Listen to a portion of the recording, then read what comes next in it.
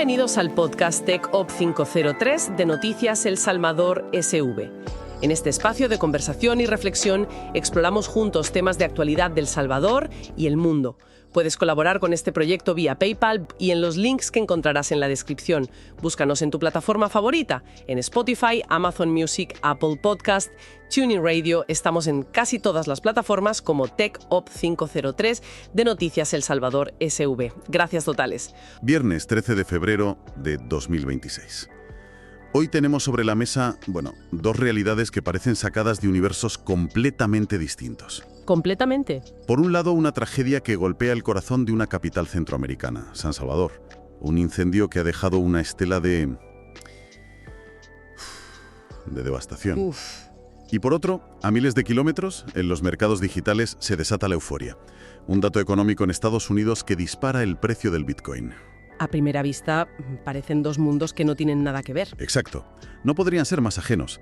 Sin embargo, en nuestro análisis de hoy vamos a explorar si existe un hilo invisible que, de alguna manera, los conecta. Queremos averiguar si la apuesta de una nación por un activo financiero global tiene consecuencias que van mucho más allá de las pantallas de los inversores. Efectivamente. Y esa es la clave del asunto, yo creo. Hoy no nos vamos a quedar en la superficie de los titulares, no. Para nada. Vamos a analizar la euforia del mercado, por supuesto, pero también la vamos a contrastar con la fragilidad de una economía que ha atado su destino a esa misma volatilidad. Y lo más importante, creo que plantearemos una pregunta fundamental. ¿Cuál? Cuando la atención y los recursos de un país se centran en la especulación digital, ¿qué se deja de atender en el mundo real? En las calles, en las infraestructuras que sostienen la vida de sus ciudadanos. Es una conexión compleja, sí, pero crucial para entender el panorama completo. Pues empecemos por ahí, por el principio, por lo más tangible y doloroso. Esta madrugada, en San Salvador, las sirenas rompieron el silencio. Sí. Un incendio de enormes proporciones que arrasó parte del centro histórico de la ciudad. Sí, los detalles son desoladores. El fuego comenzó sobre las 4 de la madrugada en la 8ª calle Oriente. Las imágenes, muestran una destrucción inmensa. Y lo peor, claro, el coste humano. Sin duda. Las autoridades han confirmado el fallecimiento de 3 personas, entre ellas un niño. Terrible. Y varios heridos, además. Es una noticia terrible. Terriblemente. Y leyendo los informes, hay un detalle que a mí me ha llamado poderosamente la atención y que, creo, es central para nuestra conversación de hoy. A ver. El director del Cuerpo de Bomberos explicó por qué las llamas se propagaron con esa velocidad tan terrorífica. ¿Ah, sí? Mencionó explícitamente la antigüedad de las estructuras. Dijo que estaban construidas con materiales como lámina, madera, bareque. Claro, materiales muy combustibles. Y que esto facilitó que el fuego se extendiera a una velocidad sorprendente. Y eso que mencionas es un punto crítico. No estamos hablando de un desastre natural imprevisible. Para nada. No. Estamos hablando de una catástrofe agravada por una vulnerabilidad que ya existía. Una infraestructura anticuada y muy frágil. Es un problema estructural. Totalmente. Y ahora, con esa imagen en mente, viajemos al otro universo del que hablábamos, al mundo digital. De acuerdo.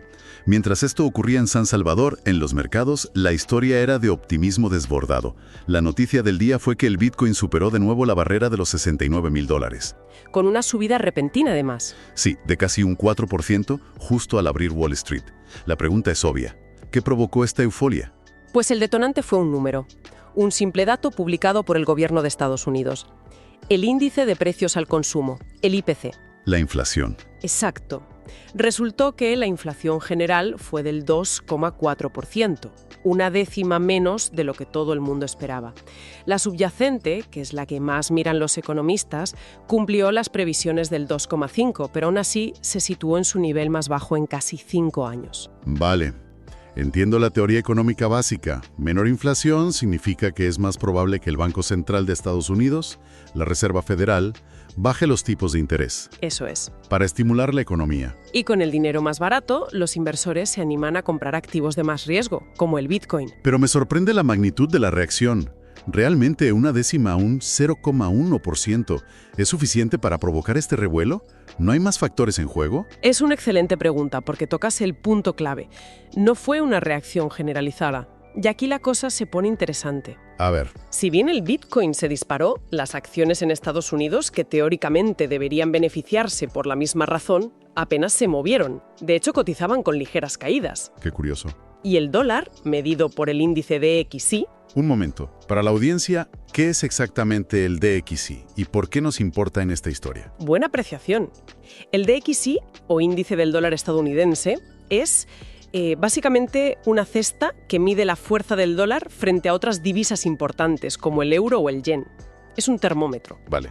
Y su comportamiento es relevante porque, históricamente, muchos inversores han visto el Bitcoin como un refugio contra la devaluación del dólar. O sea que si el dólar baja, el Bitcoin sube. Esa es la teoría. Estás escuchando Tech Up 503 de Noticias El Salvador SV. Si encuentras valor en este análisis, considera apoyar el proyecto a través de los enlaces de PayPal en la descripción. Y de hecho, el dólar cayó inicialmente tras el dato de inflación.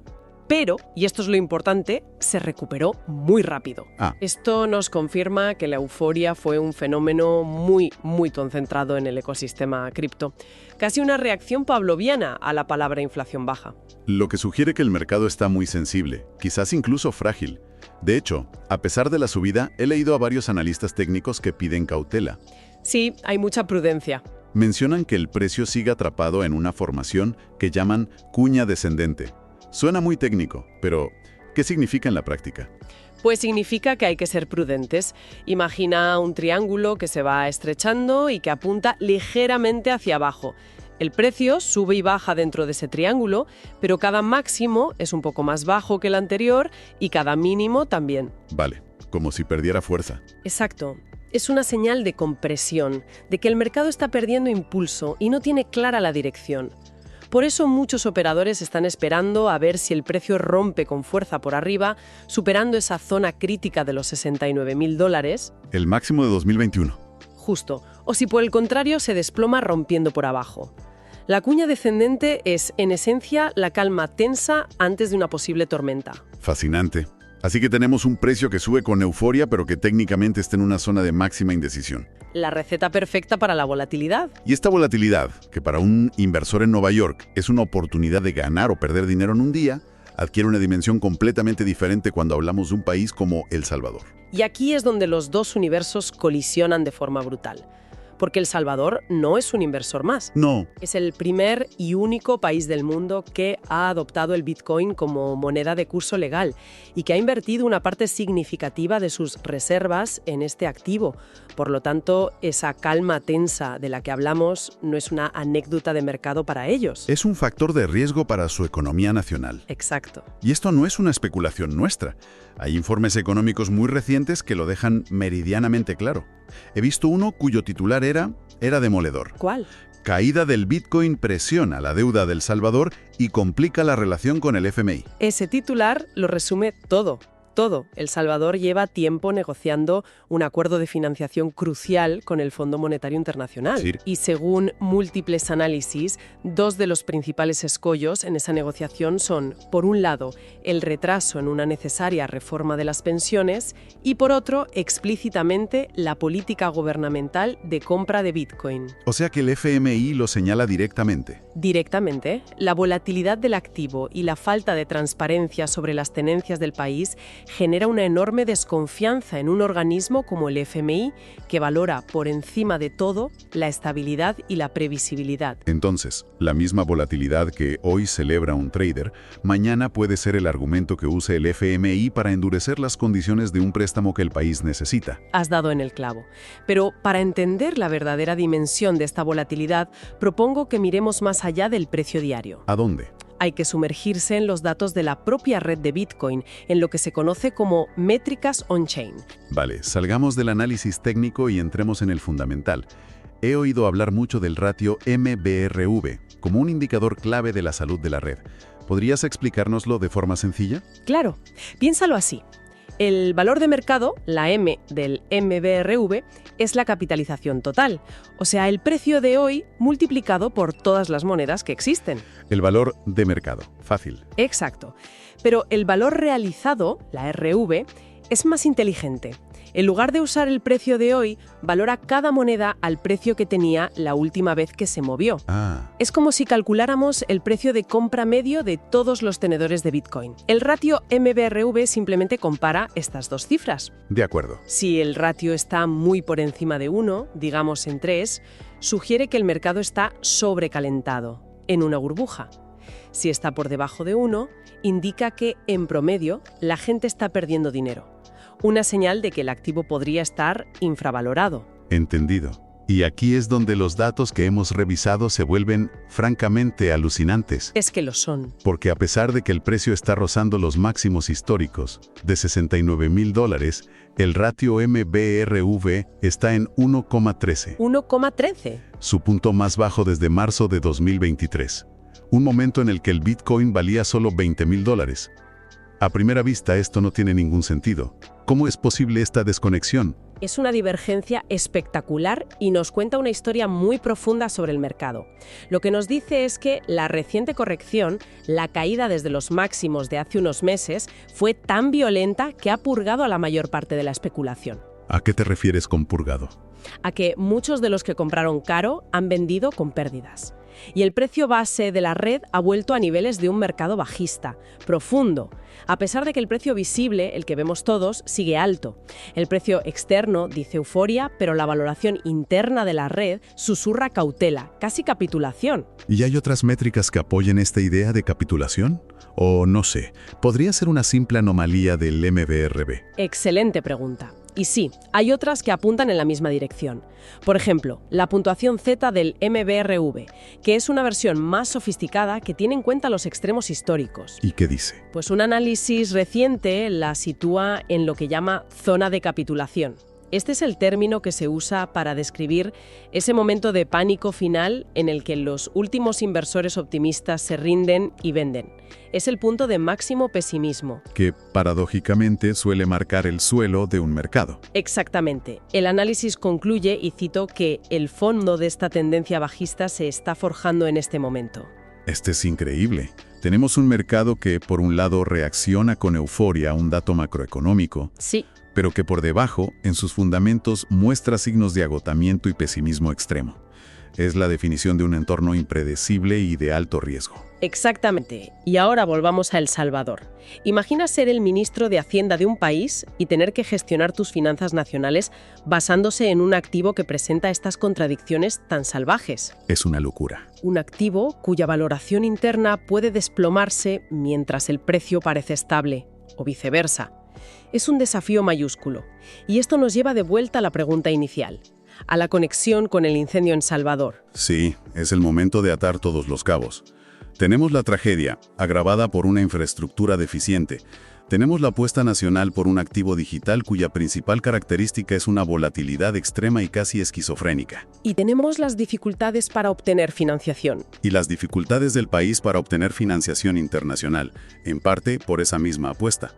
¿Dónde está la conexión profunda? La conexión es la pregunta por las prioridades y por el coste de oportunidad. Cuando un gobierno invierte tanto capital, y no solo financiero, sino también político y mediático, en convertirse en un referente mundial del Bitcoin. En organizar congresos, en promover el Sur City, los bonos Volcán. Exacto. ¿Qué coste de oportunidad tiene todo eso? ¿Cuántos recursos?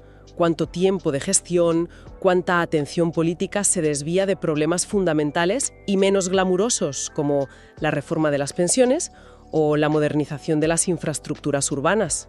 Está sugiriendo que el foco en la innovación financiera podría estar eclipsando la necesidad de inversión en la estabilidad básica. No digo que... No que el dinero gastado en comprar Bitcoin se podría haber usado para arreglar directamente esos edificios, que es una conexión demasiado simplista. No, claro que no. Sino que la energía y el enfoque político del país están puestos en el casino global en lugar de en los cimientos nacionales. Precisamente, no es una relación de causa-efecto directa, es algo mucho más sutil y profundo. Es una cuestión de enfoque. La apuesta por el Bitcoin exige una atención constante al mercado global, a las métricas on-chain, a las decisiones de la Reserva Federal de Estados Unidos. Un esfuerzo ingente. Inmenso. La pregunta que queda en el aire es si ese mismo esfuerzo, esa misma energía, dedicada a resolver problemas estructurales internos, como la vulnerabilidad de las viviendas en el centro de la capital, podría haber mitigado la tragedia de esta madrugada? No lo podemos saber. No, pero es una pregunta que es ineludible. Es una dualidad brutal. Para un inversor particular, la volatilidad del Bitcoin es un riesgo asumido en su cartera. Para la economía de El Salvador, esa misma volatilidad se convierte en un riesgo sistémico, que coexiste con los riesgos más terrenales y urgentes que afronta su población cada día. ¿Es que es así? Los dos mundos, el digital y el real, no es que estén entrelazados, es que para El Salvador son el mismo mundo. Sin duda. Y todo esto nos deja con una reflexión final. Una pregunta que va más allá de El Salvador y que atañe al futuro de la relación entre las finanzas digitales y los estados-nación. A ver, dispara. La promesa de la innovación financiera es enorme. Ofrece herramientas para la inclusión, para la soberanía. Sin embargo, ¿cómo se equilibra esa promesa con la responsabilidad fundamental de un Estado, que es garantizar la estabilidad y la seguridad de sus ciudadanos? Es la gran pregunta. Cuando un activo global, diseñado para ser apátrida y volátil, se convierte en la base de la política económica de un país, ¿dónde termina el análisis de mercado y dónde empieza la evaluación de su impacto social y humano? Es la gran cuestión que esta jornada de contrastes nos deja sobre la mesa. Gracias por habernos acompañado en TCAP 503 de Noticias El Salvador SV. Recuerden que pueden apoyarnos vía PayPal y seguirnos en su plataforma de audio preferida. Hasta la próxima.